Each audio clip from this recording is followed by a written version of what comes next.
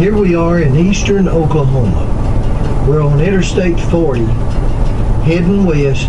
We're fixing to take Highway 2 south towards Porum, Oklahoma. We're on our way to try to locate the grave and old home place of Myra Maybelle Shirley. Her folks call her Belle, and the Western dime novels called her Belle Starr, the Bandit Queen. Now, Myra Maybelle was born February the 5th, 1848, on a farm just outside of Carthage, Missouri. Belle's parents was Judge John Shirley and his third wife, Elizabeth Pennington. Belle had one older brother called Bud and three younger brothers. Belle's father, John Shirley, was a prominent businessman in Carthage and was considered quite wealthy. Myra Maybelle attended a girls' academy in Carthage that her father helped finance. She was considered very intelligent, and she was educated in the best tradition of a proper young lady. However, Maybelle had another side to her. She loved the outdoors, and she was taught to ride and shoot by her older brother Bud, which she adored. When Belle was around 13, her privileged world changed. Missouri was torn apart by the Civil War. The Shirleys were Southern sympathizers, and Belle's older brother Bud had reached the rank of captain in Quantrell's Raiders, associating himself with the likes of Frank and Jesse James and Cole Younger and his brothers. In June of 1864, Captain Bud Shirley was killed by Yankees. This cemented the friendship connection between the Shirley family and ex-Quantrell Raiders. After the war, John Shirley moved his family from Missouri to a farm southeast of Dallas, Texas, where it was more hospitable to Southern sympathizers. There he received visitors from ex-Quantrell Raiders turned outlaw. Through the years, the Shirley family would hide such as Cole Younger and his brothers, and they also allowed Frank and Jesse James to stay for several weeks. One such outlaw was James Reed. Belle claimed that Jim Reed was her first love back in Missouri, and he had also rode with Quantrell. Jim and Belle were married on the 1st of November 1866. They moved in with the Shirley family, and Jim was supposed to help with the farming. 2 years later, Belle gave birth to her first child, Rosie Lee, whom she nicknamed Pearl. In 1871, her son Edwin was born, whom she called Ed. Jim Reed grew tired eventually of farming and started associating himself with criminal elements such as Cherokee Indian Tom Starr and his gang. They were known for robbery, horse stealing, and bootlegging to the Indians. In 1874, Jim Reed and others were accused of robbery. Belle was also charged as an accomplice. The charges against Belle were later dropped because they discovered that she was living at home with her father. In August the same year, Deputy Sheriff John Morris caught Reed close to Paris, Texas. He shot and killed Reed while trying to serve a warrant. Belle was still living with her parents at the time and was left a widow at the age of 26. 2 years later, in 1876, Belle's father, John Shirley, died. Belle then moved to Indian Territory, Oklahoma, to live with the Tom Starr family that she had met while coming to visit her husband, Jim Reed, when he was on the run and hiding with the Starr family. While living with the Starrs, in June of 1880, she married Tom Starr's son, Sam Starr. Sam was 23 at the time, and Belle claimed that she was 27 although she was actually 32. Sam and Belle and her 2 children settled down on a 62-acre farm close to a bend in the Canadian River that was called Younger's Bend, believed after the Shirley family's old friend, Cole Younger. A few miles south of Portal, Oklahoma now, take Highway 71 west towards the Eufaula Dam. About a mile or 2 before you reach the dam, start looking for a small sign on the right that says Younger's Bend. After you take the time to read the sign, you can then take the path that's on the left over the little wooden bridge. It's about a quarter of a mile up to her old home place and grave.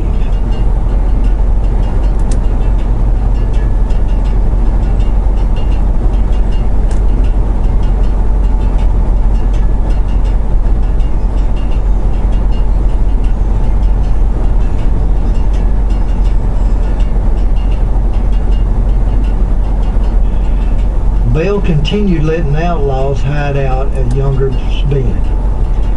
There's a story that says that she once told her husband that a man visiting her was an old friend of her daddy's. She never told him until after the man left that her daddy's friend was Jesse James.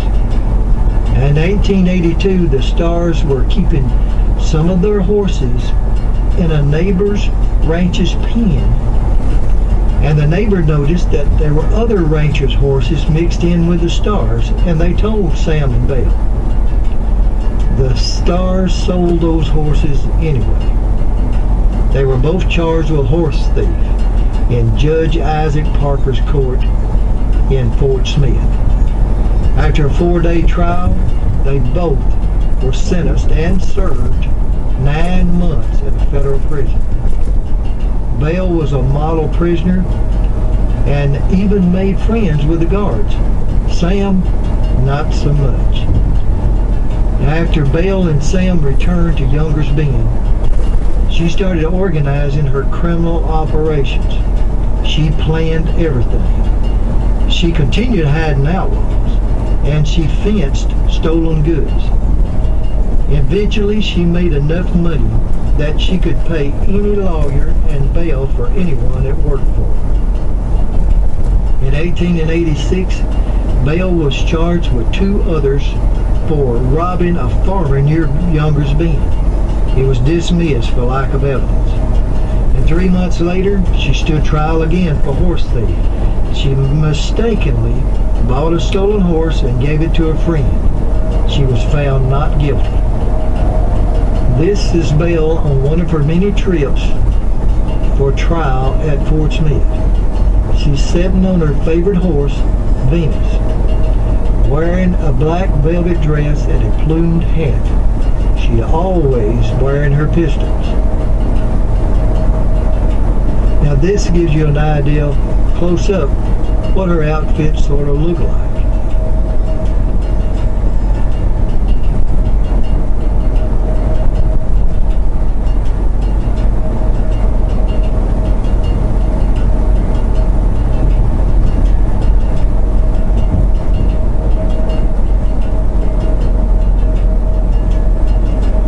Now this is a picture of Belle with outlaw Blue Duck, taken when he was on trial for his life in Fort Smith.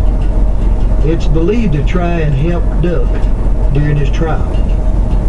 Now rumors about the 2 still persist romantically, but it's possible that they only met this one time for this picture. Now look at this picture. To me, they don't look very much like lovers. Now Belle returns home after her last trial to find that her husband Sam Starr had been seriously wounded by tribal police. Sam, being a Cherokee, fell under the jurisdiction of the tribal council. She nursed him back to health and convinced him to turn himself in to Judge Parker's court, where he'd stand a better chance than he would with tribal council. She would pay his bail and get him the best lawyer in Fort Smith. His trial was set for February of 1887. Unfortunately, 2 months before his trial, on December the 17th, 1886, Sam Starr was killed in a shootout with a tribal policeman. This left Belle a widow again, and under tribal law in danger of losing her home at Younger's Bend. Only a Cherokee could own land or someone married to a Cherokee. The answer to her problem was solved by marrying Sam Starr's adopted brother, Jim July. He was Tom Starr's adopted son. July was much younger than Belle, which caused resentment between July and her 2 kids, Ed and Pearl. As resentment grew, Belle's daughter, Pearl, became pregnant. She insisted on having the baby against her mother's wishes and was sent to live with her grandmother in Arkansas to have the child. After the baby, Flossie, was born, conflict between the two grew even deeper when Pearl became involved in prostitution, and Belle hired lawyers to try and take custody of Flossie. At the same time, Ed, her son, was charged and convicted of horse stealing. Ed was put in prison. Belle paid for lawyers to try and get him a pardon. So in a few months, Ed was released on pardon and returned back to Younger's Bend. There are different stories of what happened next. For some reason, Belle used a bullwhip on Ed, and he moved out of the house. He expressed strong resentment against his mother to others. In 1888, Edgar A. Watson and his family had moved to Indian Territory from Florida. He rented land from Belle. Belle later heard that Watson was involved in a murder in Florida and was wanted there. He had already paid cash for the land. Trouble started when Belle tried to return his money. He refused. The tribal council had already told Belle that if she harbored another outlaw at Younger's Bend, she'd lose her land and home. Resentment grew between the two because Watson refused to move. On February the 2nd, 1889, Jim July had been indicted for horse theft. Belle had convinced July to turn himself in to Judge Parker's court in Fort Smith, as she had done Sam Starr years before. Now it's believed that she intended to go to Fort Smith with July to pay for him a lawyer and bail. But about 10 or 12 miles from Younger's Bend, it's believed that they got into an argument for some reason. And Belle tells July that she's going back home and not paying for a lawyer or going his bail. On her way back, she crosses the Canadian River by ferry. Only a few hundred yards from the river, and even closer to her house, someone shot Belle Starr in the back, and another gunshot blast to the head and face, not far from here. Because a man named Milo Hoyt at the ferry heard the shots, he runs to Belle's aid and finds her lying face down. In the meantime, Belle's horse, Venus, runs home. Pearl had been staying with her mother for several months and was back at Younger's Bend. It was close enough that she heard the gunshot, and when she saw Venus without Belle, she started running down the path. According to Milo Hoyt, Belle died in Pearl's arms. Pearl and the neighbors buried Belle Starr in her front yard, very close to her cabin. I was unable to find any remains of the old cabin. Her tombstone was placed here by Pearl. The little horse on top was supposed to be Venus. It reads, Belle Starr, born in Carthage, Missouri, February the 5th, 1848, died February the 3rd, 1889. Shed not for her the bitter tear. nor give the heart to vain regret. 'Tis but the casket that lies here, the gem that filled it sparkles yet. Deputies discovered footprints where the killer stood waiting for Belle to pass. They also found the killer's tracks leading in the direction of Edgar Watson's place. They also discovered that Edgar Watson's double-barrel shotgun had recently been fired. After Belle's funerals, deputies, Pearl, and others, including Jim July, that had received a telegram about Belle when he had arrived at Fort Smith. He returned to Younger's Bend, demanding that Watson be arrested. They all escorted Watson back to Fort Smith. During the hearing, neighbors testified in favor of Watson, and it was discovered by authorities that Watson was not wanted in Florida for murder.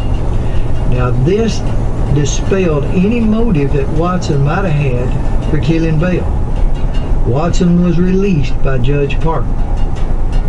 After his release, Watson contacted Deputy Marshal Hutchinson and told him that the afternoon of Belle's death, Jim July had come by his house and borrowed his double-barrel shotgun, claiming he wanted to shoot a wolf when he was supposed to be on his way to Fort Smith. He later brought it back with both barrels fired. This was 1 hour or so before Watson found out that Belle had been killed. The deputy tells Judge Parker, and Parker orders Deputy Hutchins to investigate. When the deputy questioned Milo Hoyt, the first man at the death scene, he was shocked to find that July had offered Hoyt $100 to kill Belle. Hoyt stated that when he refused, July said, "Well, hell, I'll kill the old hag myself." Two deputies caught up with July the next morning. He was ordered to surrender, and he refused. He drew his gun. July was shot and seriously wounded. Deputy Hutchins turned July over to another deputy to take him back to jail at Fort Smith. While in Fort Smith, Jim July's wounds grew worse. He asked for Deputy Hutchins, stating that he wanted to make a confession, but only to Hutchins. Before Hutchins could arrive, Jim July died from his wounds. And to complicate things, Pearl's daughter Flossie stated in a book that her mother, Pearl, believed that her brother Ed actually killed her mother, said that he was always jealous of her and Pearl. After talking to Belle's distant relatives in Oklahoma, I was surprised to find that they said that Belle's outlaw friends always claimed that Ed was the guilty party. Belle Starr was killed 2 days before her 41st birthday. The murder of Belle Starr remains unsolved.